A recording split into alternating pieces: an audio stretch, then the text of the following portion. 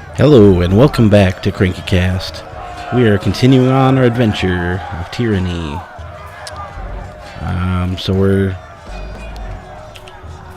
We have a mission to do something. We have to defeat the remaining rebels in camp, so we're just wandering around doing that. There's a little speaking thing above verse here. I don't know if that's always there or if she has something to say to me, so let's find out about that. Need to talk? I suppose I can give you a moment of my time. Verse crosses her arms and regards you with curiosity. What do you need? Oh, all kinds of choices. I think these are all the things that she says no matter when I click on her. It's not specific to this moment, I don't think. Let's see what she says about, tell me about your time with the Scarlet Chorus. The Scarlet Chorus is mostly for madmen and peasants with rusty daggers, but it's also a little niche of freedom that I never had. Once I survived training and met my Scarlet Fury sisters, I saw a different side of the Howling Mob. Who are the Scarlet Chorus leaders? Well, the Voices of Narat is the spider at the center of the web. He acts like the army belongs to him, and he only lends it to Kairos because it suits his purposes, both of which are true. Alright. Let's continue on. See if we can find any more rebels to kill. Oh, there's 5 of them. Tarok Demos, eyes forward, no looking back. The Vendrian Guard warrior roars with his falx held high, his words largely lost over the din of combat. Not sure what a falx is. The falx is an enduring symbol of military life in the tiers, adapted from the agrarian scythes of Azure. This curved blade was, in ages past, the weapon of peasants forced into battle. In the last century, the nobles of Apex took a liking to the weapon, and it has since become the weapon of all Syria's Vendrian Guard warriors. Okay, so he has a falx. Tarok Demos, you! His attention lands on you. A double take of recognition comes over the man's face. The peace binder from the war. If you've come once again to talk peace, it seems you're too late. I can either drop my weapon and perhaps... this is what I say. Drop your weapon and perhaps we can settle this without bloodshed, or there is no escape, and for Oathbreakers, no surrender. Let's see if we can settle it without bloodshed. We knew that violating the surrender meant an end to what little mercy and goodwill Kairos' forces have or will ever show us. Now there's no turning back. He shakes his head with a frown. I know you tried to do right by us in the past, but now you're between us and the way out. Nothing personal. Verse says, Fate Binder. Did I hear that correctly? Maybe you misunderstood why we're here. I don't think she liked that. As he signals his men, Tarkos Demos says, as he signals his men to charge, the sound of chanting rises from the south, drawing his attention. Scarlet Chorus reinforcements, hurry! Wow, a couple of them got taken off by the Scarlet Chorus reinforcements. Mocking Blaze says, run down the Oathbreakers, let none escape. From the red mob of reinforcements from the south, a blood chanter emerges at the head of the rabble, the ornamental crest of her staff pulsing with crimson tones. Signing sigils of magic and wordlessly moving her mouth, the blood chanter scribes a series of spells in the air. A red glow surrounds the Vendrian Guard warriors as the chanter's magic worms its way into their minds, blinding them with rage. Tarkos Demos says, hold positions, all of you. You there, keep to the path. The warrior gestures along the canyon trail, but his soldiers turn their attention to the Scarlet Chorus, roaring challenges. No, no, don't engage them. We need to run. His orders falling on deaf ears, the warrior reluctantly readies his weapon.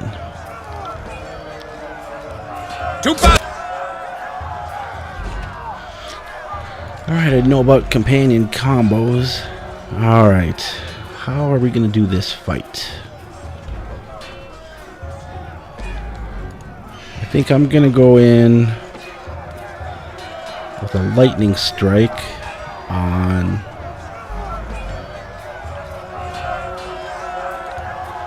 I'll take out the leader right away.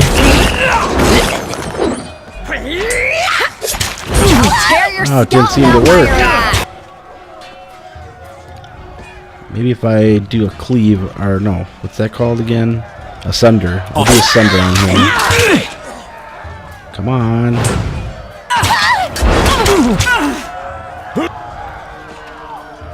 Ah, versus wounded.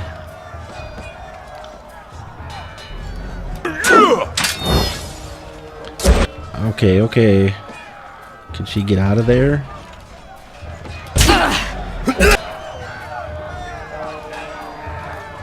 This is not going well.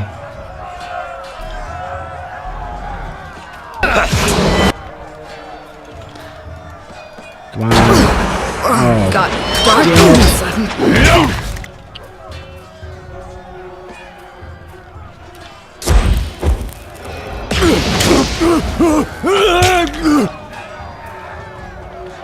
all right. They are hurting me really, really bad. I got it.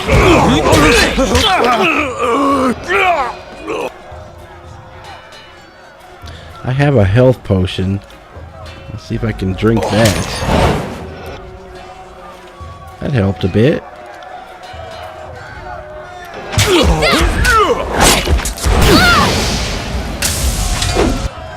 Shocked him a bit.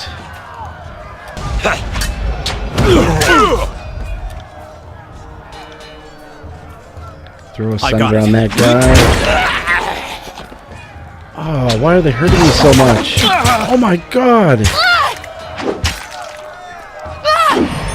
Drink another health potion.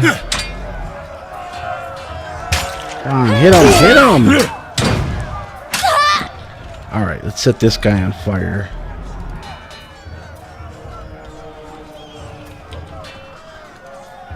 On it. Come on, burn, burn him, burn him. Oh, I think I missed him. What is that?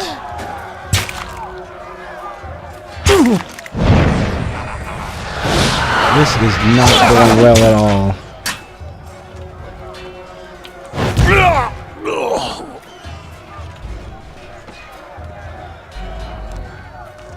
Well, at least Verse stood back up. Crescent Runner says, "Come quick, we have a situation on the cliffside. They have the commander."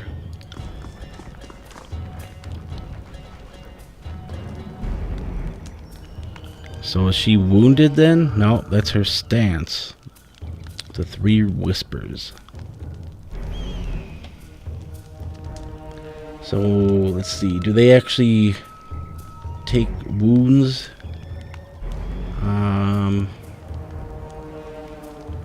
Alright. Check and see if I can loot any of these guys here. I can look at a couple things. Got some armor. Got the symbol of the Scarlet Chorus on the tent. Smeared in blood. Nice. Oh, this guy has some loot. What is this? A bent bronze sword.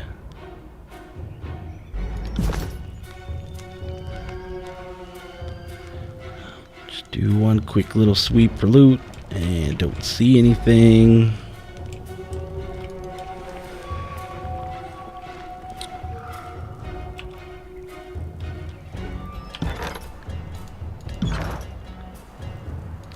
I'm gonna save the game just in case.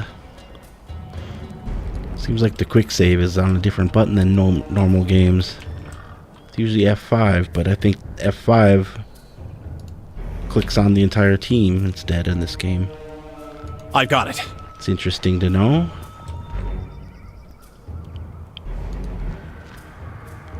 What are you doing? You'll draw attention to me. What if I want to draw attention to you?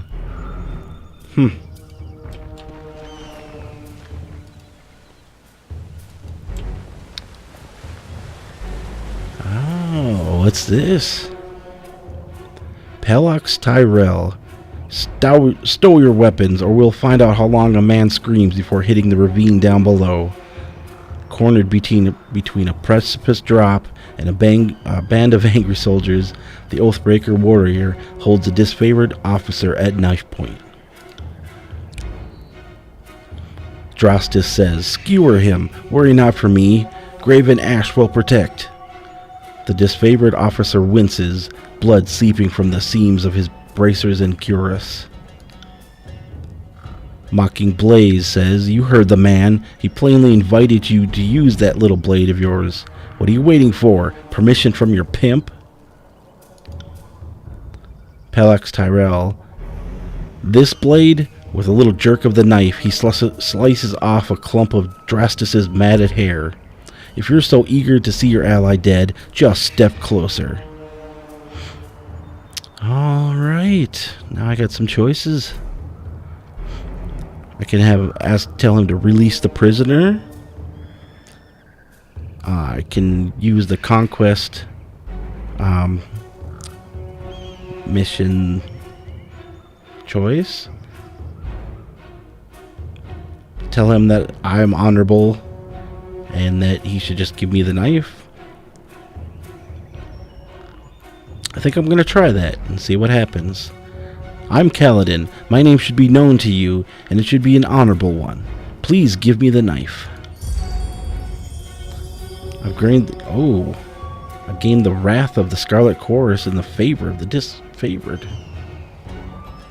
You're Tunan's envoy? He watches you closely for a moment until his posture slackens, and he lowers the knife. If you will vouch for my safety, then I'll... His sentence is halted by a spear thrust into his lung. Leaping forward the moment Tyrell lowers his blade, the disfavored soldiers slaughter the Oathbreaker. Dazed but alive, Drostis lets out a long sigh and struggles to his feet. I can say nothing, but I'm going to go with the second one. I offered that man mercy, and you made a liar out of me.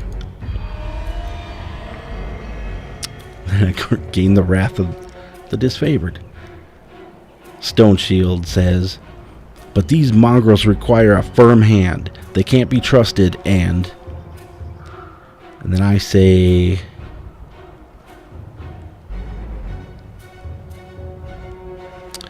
And my honor is as dear to me as your sword is to you. Do not forget that a second time."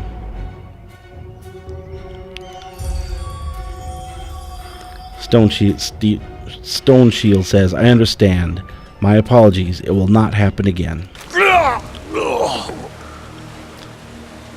Huh. Drostis says, "Kairos be praised. That Oathbreaker fought with the rage of Karn himself." Drostis slides into a trembling hand along the cut on his neck. "Thank you, Fatebinder. I thought today was my last."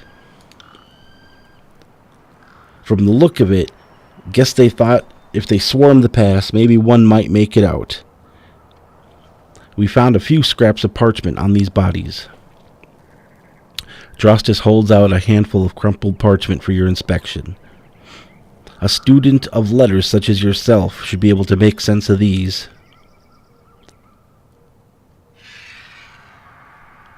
And I guess literacy is rare in the Northern Empire, so I can read, and that's pretty rare, I guess. I can say that I have no time for this. I can mock him for not being able to read, or I can examine the parchment, which I'm going to do. Repeating the same message in different written scripts, the parchment explains the Vendrian Guard's desire to overthrow Kairos' archons and rout their armies from the tiers. The pages aren't addressed to any specific reader, but rather openly invites all who remain loyal to the younger realms to gather at Vendrian's Well. And I say recruitment material. They were trying to bring more traitors to the fight. Drostis. Well, from the looks of it, we kept them from slipping out of the valley. Whatever they hoped to accomplish, I think their plan died here. The Archons are expecting you. When you are ready, leave by the gate to the southeast and follow the trail downslope for a few hours. You'll see the campfires leagues away. You can't miss it.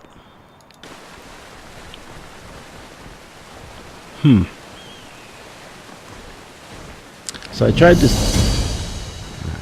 quest complete. I tried to spare the guy and use diplomacy, but they stabbed him anyway. It's not very nice of them. Oh, what's this? What is going on here? The Archon demands all prisoners be given a chance to serve the chorus. These lying horsepawn had their chances long ago. I say kill him.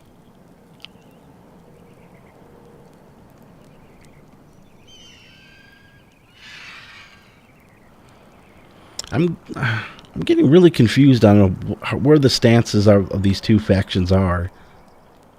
Seems sometimes the Disfavored are the honorable ones, but they want to kill everyone, it seems. Whereas the Scarlet Chorus wants everyone to join them, but are completely lacking any kind of honor. That's the way it's seeming to me. So I'm thinking I'm going to try to make the Scarlet Chorus honorable. That's my goal. I don't know if I'll be able to.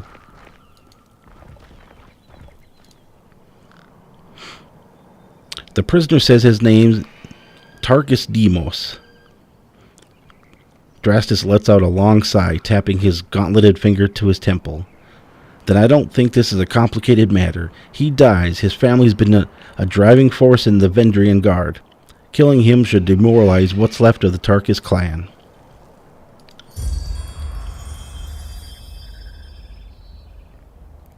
Mocking Blaze, but we must offer the enemy redemption. The mage turns to you with a knowing smile. When we first conquered this pass, you and your fool Archon Chiron killed half our scouts. The Fatebinder here knew the wisdom of in letting the chorus replenish their numbers, even if it meant acquiring some undesired talent. So they remembered that.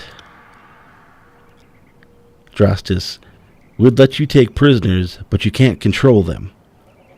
You send these conscripts out on patrol, and they never return, defecting all over again. I can't let this nonsense strategy continue. Well, I insist this Oathbreaker be taken to the Voices of Narat, leaving us at an impasse. Fortunately, we have a Fatebinder here to settle the matter for us. The chanter turns to you with an expectant smile creeping across her face. So what do you say? What should become of this prisoner? I can either execute him or let him join the chorus.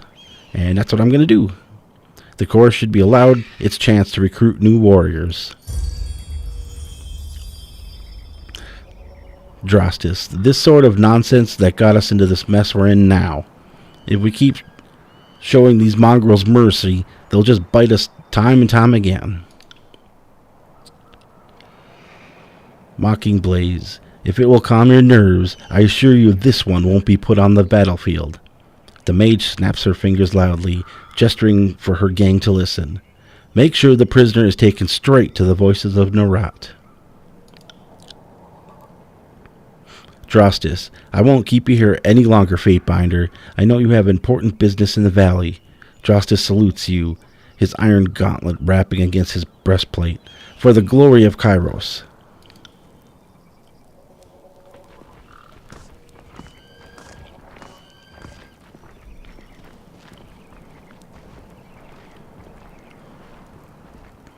Seems I can still talk to them. You have my thanks, Fatebinder. I must attend to the rest of my soldiers. We sing the anthem of pain. Yes, we do. On it. Alright, what is my mission now?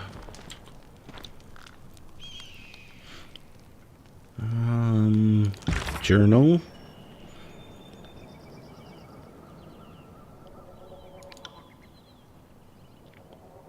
I have to travel to the Disfavored camp, where Grev and Ash and the voices of Nerat are meeting to discuss their strategy. Okay. Huh.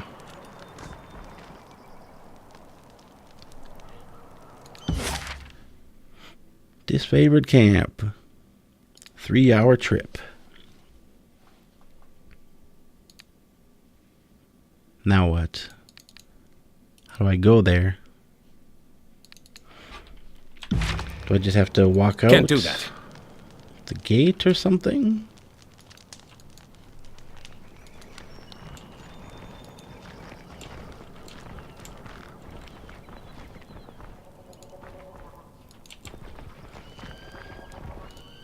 Yep. Just have to walk right out to off the side of the map.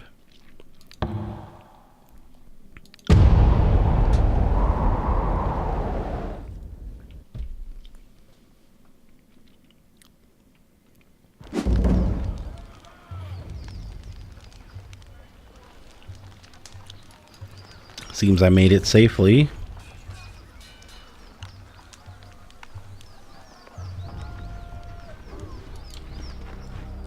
Whoa. Verse is saying, slow down a moment. I know you're both eager to watch the Archons bicker over their tactics, like a pair of magpies, but I need to ask you something first. What's that? The voices of Nerat told me that you've come as a mediator. Considering the source, well, I can't help but feel I'm only hearing half the story, so let's have it out. What's so special about you? What is special about me? I'm here to deliver an edict from Kairos. That makes a crazy kind of sense, considering how long the siege has taxed the armies. I can understand why Kairos would send you with an edict to speed things along.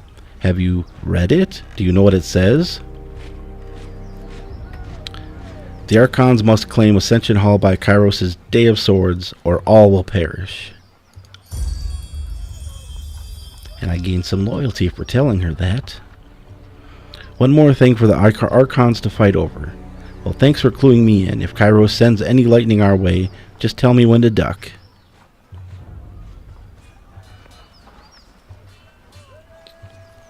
Why so suspicious?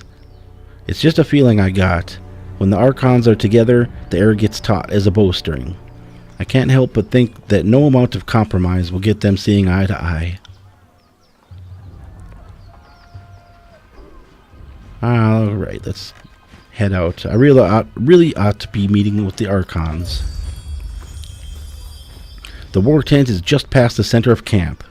She nods to the northeast. One last thing. Be careful around those disfavored types. They take their work seriously and have suffered too many blows to the head.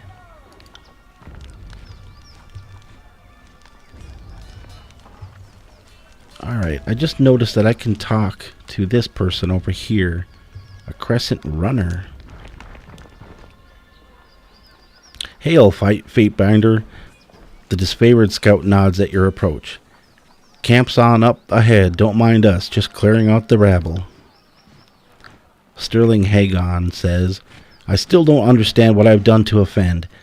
I respect that these are now disfavored lands, and I'm happy to give the Legion a proper toll. But she's going on about trading rights. What nonsense is this? I'm not allowed to trade one thing for another? It's not like I'm selling weapons to angry peasants or anything of the sort.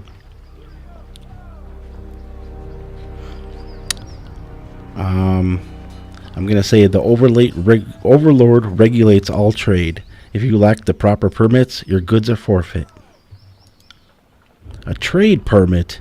Well, how was I mean, to whom would I speak to for such a thing? Not us, and not our problem. Maybe march your butt to Bastard City and plead your case before Tudon. But we'll lighten your burden and relieve you of your wares first. That should make the long trek a bit more bearable. And I say anything to be argued before Tunon may be argued before me.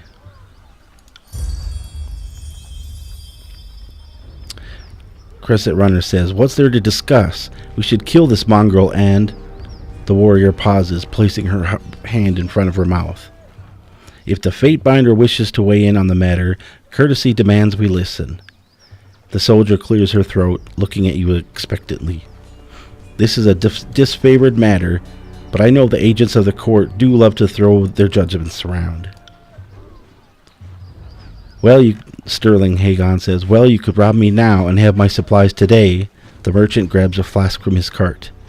Or you can leave me alive and have fermented honey all year long. I even know a few family recipes for painkillers and healing drafts. Certainly any army will need those. He uncorks a small ceramic vial, and the aroma of cloves and lanolin assaults your nose.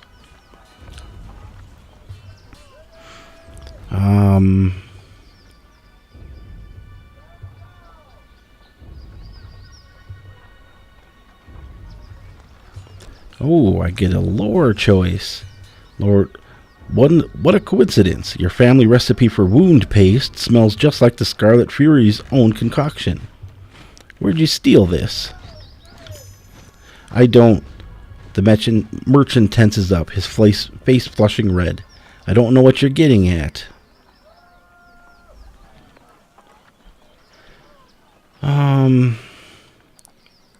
I think I'm going to go with the second one, which is I think this Tearsman needs a little roughing up. Slow down. I'll tell you everything. Just don't hurt me. I found most everything out in the forests of the valley. I'd keep my head low when I heard the sounds of combat. Then I'd take a look and grab whatever wasn't claimed by the first victors. Crescent Runner says, so then you stole from the Disfavored dead? How else did you get your hands on that iron?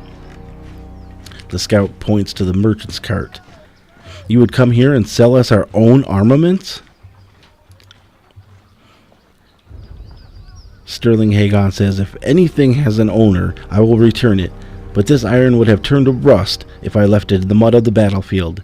The Disfavored are few in number. Is that not right? You need a man like me to gather up supplies that would otherwise go to waste.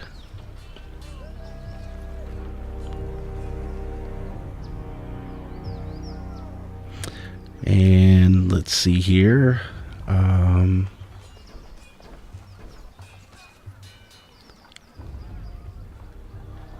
I'm gonna let him trade, even though it's probably gonna piss off the Disfavored quite a bit. You may trade your wares freely, but lie again and I'll have you killed. But he has no permits. You're allowing this low-born wretch to profit when he should toil like any other Conquertiersman, Fatebinder? Oh, Fatebinder, it is your right to settle disputes when we lock horns with the chorus, but you have no authority on this matter. And I'll say, but I have the authority to write him a trade permit. Trust me, he'll be of use to the Legion. Crescent Runner, you seem so bent on protecting this Tearsman. So be it, but spare us both the parchment. She steps in close to Hagnon and gives the peddler a one-arm shove. Peddle your wares, but know that you're one mistake from being strung about on the palisades as a warning to others. Sterling Hagnon, understood, ma'am. The merchant bows deeply. He'll show me great mercy, and I will not squander it. I will endeavor to keep this camp supplied to the best of my ability. My deepest thanks.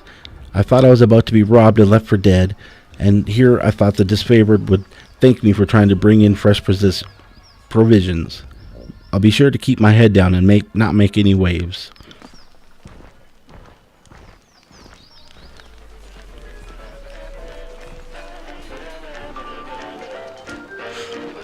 I got it. So we're going to go talk to the Archons next, I guess, but we're going to take a break for now and come back next episode and we'll continue on and see how it goes.